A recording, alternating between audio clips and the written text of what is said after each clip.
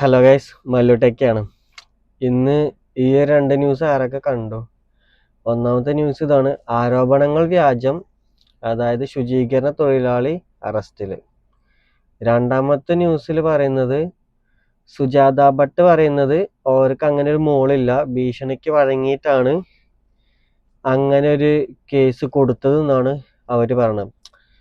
അപ്പോൾ ഇതിലേതാണ് സത്യം ഏതാണ് നുണ എന്ന് മനസ്സിലാക്കാൻ പറ്റാത്തൊരു സിറ്റുവേഷനിലാണ് ഇപ്പോൾ നമ്മളുള്ളത്. കാരണം ഇപ്പോൾ കേരളത്തിലുള്ള മീഡിയാസൊക്കെ വളരെയധികം നന്നായിട്ട് റിപ്പോർട്ടിങ് ചെയ്തൊരു ഇഷ്യൂ ആണ് ധർമ്മസ്ഥല കേസ്.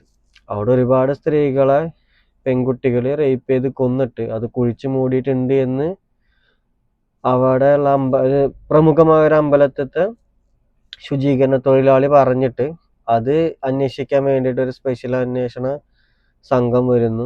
അവരത് അന്വേഷിക്കുന്നു. കുറച്ച് സ്ഥലത്തുനിന്ന് എന്താ പറയുക, അസ്ഥിക്കൂടം കിട്ടുന്നു. അത് പെൺകുട്ടികൾ, കാണാതായ പെൺകുട്ടികളുടേതാണെന്ന് തോന്നിക്കാവുന്ന തരത്തിലുള്ള അസ്ഥിക്കൂടങ്ങൾ അവിടെ നിന്ന് കിട്ടിയിട്ടുണ്ട്. പക്ഷേ ഇന്ന് വന്ന ന്യൂസ് പറയുന്നത് എന്താണ്?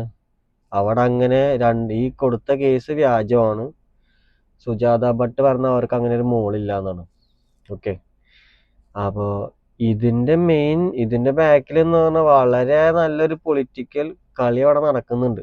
കാരണം ഒന്നെങ്കിൽ എന്താ പറയുക, ധർമ്മസ്ഥല ഒരു സ്റ്റേറ്റ് ഭരിക്കുന്ന ഗവൺമെന്റിനെ താഴെ ഇറക്കാൻ വേണ്ടിയിട്ട് വേറെ ഏതെങ്കിലും പാർട്ടി അല്ലെങ്കിൽ വേറെ ഏതെങ്കിലും ഒരു വ്യക്തി ഉണ്ടാക്കിയൊരു ഫേക്ക് കേസ്. അതല്ല എന്നുണ്ടെങ്കിൽ ഈ പറയുന്ന കേസുകളെല്ലാം എന്താണ്, സത്യമാണ്. പക്ഷെ ആ ഒരു കേസ് തിരിച്ചു വിടാൻ വേണ്ടിയിട്ടും അല്ലെങ്കിൽ എന്താ പറയാ, ഇത് ചെയ്ത വ്യക്തി, ഇത്രയും ഒരു ഹീനമായ ക്രൈം ചെയ്ത ഒരു വ്യക്തിനെ സംരക്ഷിക്കാൻ വേണ്ടിയിട്ട് ഒന്നെങ്കിൽ അവിടെയുള്ള ഗവൺമെന്റ്, സ്റ്റേറ്റോ അല്ലെങ്കിൽ സെൻട്രൽ ഗവൺമെന്റോ അല്ലെങ്കിൽ വേറെ ആരെങ്കിലും എന്താ പറയാ ഫണ്ട് ഇറക്കിയിട്ടും കൈക്കൂലി കൊടുത്തിട്ടും ചെയ്യുന്ന ഒരു കാര്യമാണ് ഇപ്പൊ നമ്മൾ കാണുന്നത്. ഇതിന്നിപ്പോ ഒരു കാര്യം മനസ്സിലാക്കാം: അവിടെ മരണപ്പെട്ട പെൺകുട്ടികൾക്ക് അല്ലെങ്കിൽ അവിടെ മരണപ്പെട്ട പുരുഷന്മാരും സ്ത്രീകളും ആയിട്ടുള്ള ആൾക്കാർക്ക് ഇനിയൊരു നീതി കിട്ടൂല എന്നുള്ളതാണ് ഈ ഒരു ഇതിന്ന് നമുക്ക് മനസ്സിലാവുന്നത്.